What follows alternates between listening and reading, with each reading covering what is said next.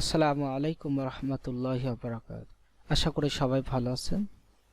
আজকে basic English class spoken English ক্লাসের দেখতে দেখতে আমরা অনেকগুলো ক্লাস শেষ করেছি। আজকে আমরা 17 নম্বর ক্লাস দেখব। আমি আশা করি আপনারা সবাই প্রত্যেকটি ক্লাস মনোযোগ সহকারে দেখছেন এবং ওই ক্লাসের যেভাবে প্র্যাকটিস দেখানো হচ্ছে এবং যেভাবে প্র্যাকটিস করার সিস্টেম বলা হচ্ছে অবশ্যই আপনারা সেই অনুযায়ী প্র্যাকটিস করবেন। আমি আশা করি আপনারা এই রুলস এবং এই পদ্ধতি যদি ফলো করেন এবং প্র্যাকটিস করেন, আমি আশা করি আপনারা খুব দ্রুতই ইংরেজি জানতে পারবেন এবং শিখতে পারবেন। আসলে basic English class English spoken ক্লাসের প্রত্যেকটি ক্লাস খুবই গুরুত্বপূর্ণ, একটি আরেকটির পরিপূরক। যেমন আমরা গত ক্লাসে করেছিলাম suppose, forbidden, yet to, likely to। আসলে এই ভার্বগুলো গত ক্লাসে আমরা করেছিলাম। গত ক্লাসের সেম টু সেম আজকে ওই ভার্বেরই ক্লাস হবে, কিন্তু কিছু চেঞ্জ হবে। আর এইটাই হলো বেসিক ইংলিশ ক্লাসের গুরুত্বপূর্ণ বিষয়, যে আপনি একটি জিনিস শেষ না করতেই আর একটি নতুন জিনিস যখন আসবে তখন আপনার গত যে ভার্ব যে ক্লাস এগুলো ভুলে যাবেন।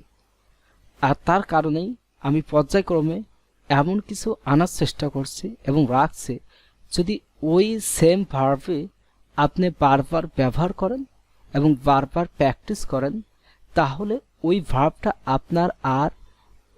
আপনি আর কোনো সময় ভুলবেন না।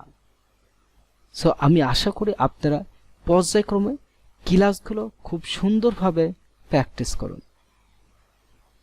যেমন এখানে basic English class Facebook group এবং ফেসবুক পেজ এবং ফেসবুক আপনার YouTube channel basic English class, সব জায়গাতেই আপনারা লাইক, কমেন্ট এবং অ্যাক্টিভ থাকার চেষ্টা করবেন। এবং এছাড়াও আপনি চেষ্টা করবেন, আপনার একজন ভালো পার্টনারের প্রয়োজন। আপনি একটি ভালো পার্টনারের সাথে যত প্র্যাকটিস করবেন তত আপনার ফ্লুয়েন্টলি বাড়বে এবং এই স্ট্রাকচারগুলো, এই ভার্বগুলো বারবার বলার জন্য আপনার মুখে ফ্লুয়েন্টলি খুব দ্রুত হবে। সো গত ক্লাসে আমরা 16 নম্বর ক্লাসে দেখেছিলাম যে suppose to go main verb দিয়ে আমরা কিভাবে এটা অনেক বাক্য তৈরি করতে পারি। আমাদের দৈনন্দিন জীবনে অনেক বাক্য কিভাবে তৈরি করতে পারে সেটা দেখেছিলাম। সো তারই ধারাবাহিকতা আজকে আমরা দেখব 17 নম্বর ক্লাসে বি মানে হওয়া। আমরা সবাই জানি ফার্স্ট ক্লাসে করেছিলাম বি মানে হওয়া বা অবস্থান। সো তারই ধারাবাহিকতায় আমরা এখানে শুধু বি দেব এবং নাউন অ্যাডজেক্টিভ, অর্থাৎ এতগুলো বিষয় আমার জানার দরকার নেই। যে কোনো জিনিস আমি ভাববো বি মানে হওয়া, শেষ, হওয়া বা অবস্থান।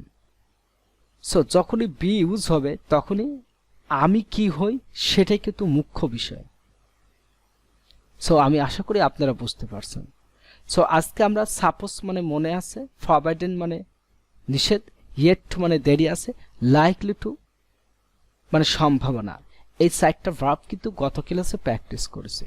এই 4টা ভার্বেরই মূল বিষয়টা আপনি কতটুকু মুখস্থ করে রাখতে পারছেন, যে সাপোজ টু মানে কি, ফরবাইডেন টু মানে কি, ইয়েট টু মানে কি, লাইকলি টু মানে কি। জাস্ট আপনি 4টা ভালো করে রপ্ত করেন এবং এই সেন্টেন্স প্যাটার্ন এইগুলো আপনি বারবার প্র্যাকটিস করেন। I am a suppose to be doctor, am I suppose to be doctor, I am not suppose to be doctor, am I not suppose to be doctor.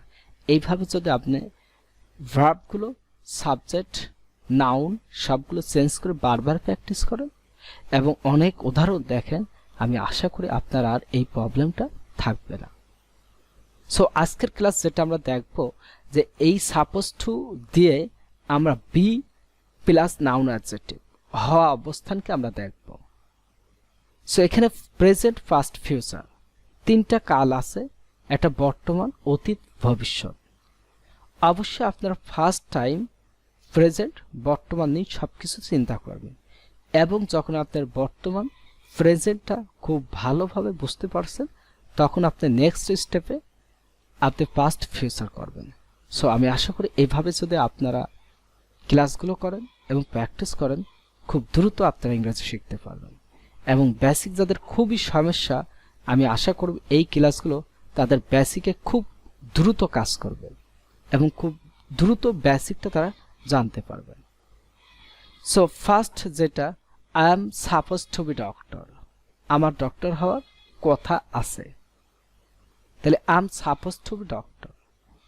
I am forbidden to be doctor, আমার doctor হওয়া নিষেধ আছে। I am yet to be doctor, আমার doctor হওয়ার দেরি আছে। I am likely to be doctor, আমার doctor হওয়ার সম্ভাবনা আছে।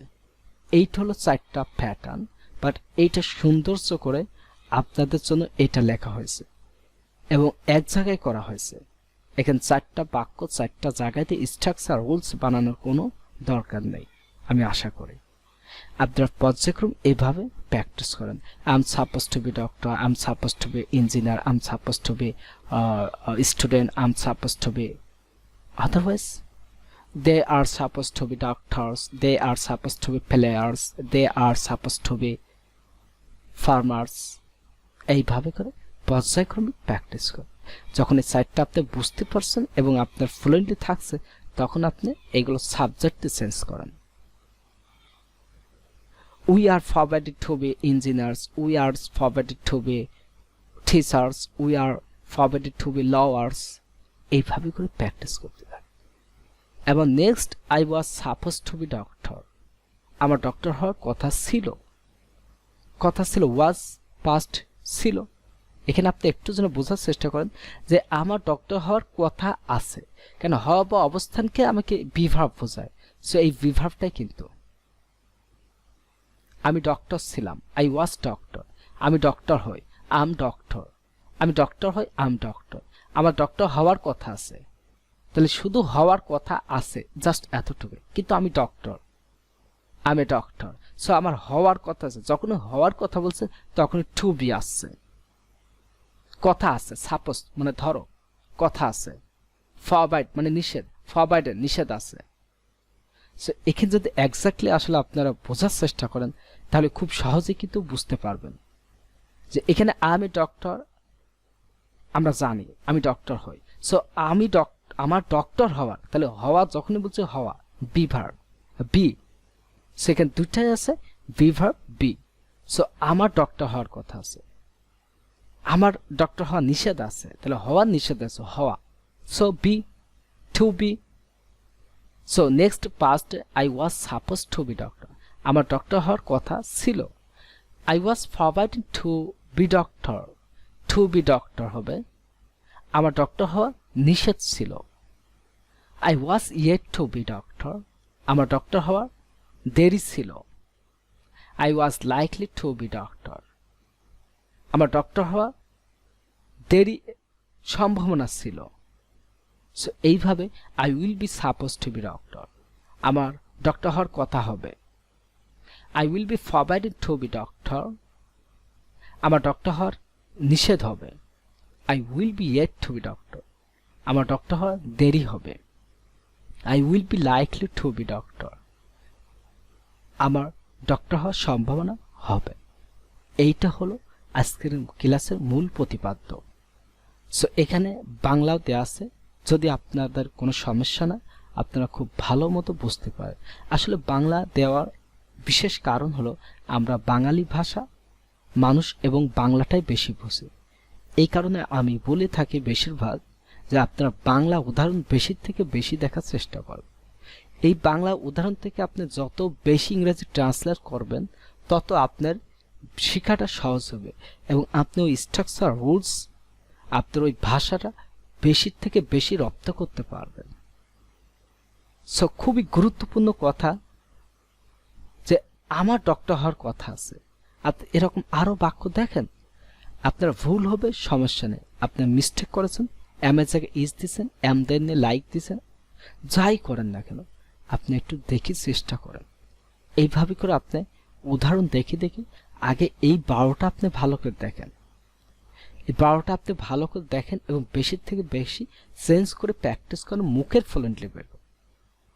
I, we, you, he, they, doctor, engineer, student, এইভাবে করে আপনি বেশি থেকে বেশি প্র্যাকটিস করেন। আমি আশা করি আপনারা যদি এইভাবে প্র্যাকটিস করেন খুব দ্রুত আপনারা ইংরেজি শিখতে পারবেন। সো আজকের ক্লাস খুবই ছোট, 17 নম্বর ক্লাস, বি মানে হওয়া। আসলে ইংরেজির মূল বিষয়টা হলো ছোট থেকে ছোট। আপনি সাবটাইটেলে অনেক সময় ভিডিও দেখবেন, এখানে কিন্তু খুব সিম্পলি এবং খুব শর্টকাটে তারা কথা বলছে। আসলে আমরা চেষ্টা করব যে আমাদের ভুল হলেও সমস্যা নেই, আমরা ওই ভুলকে সংশোধন করার চেষ্টা করব এবং ছোট থেকে ছোট ফ্রেজ এবং ছোট থেকে ছোট ইংরেজি বলার চেষ্টা করব। কোনো সমস্যা নেই। আসলে অনেক কিছুই আমরা যেটা আসলে এক্স্যাক্টলি মনে করি এটাই হবে, আসলে এটা না, এটাকে অনেকভাবে বলা যায়। যদি আপনারা ওইভাবে প্র্যাকটিস করেন, চেষ্টা করেন, তাহলে আশা করি আপনারা বুঝতে পারবেন। সো আজকের ক্লাস এতটুকু। সবাই ভালো থাকবেন, সুস্থ থাকবেন। আল্লাহ হাফেজ।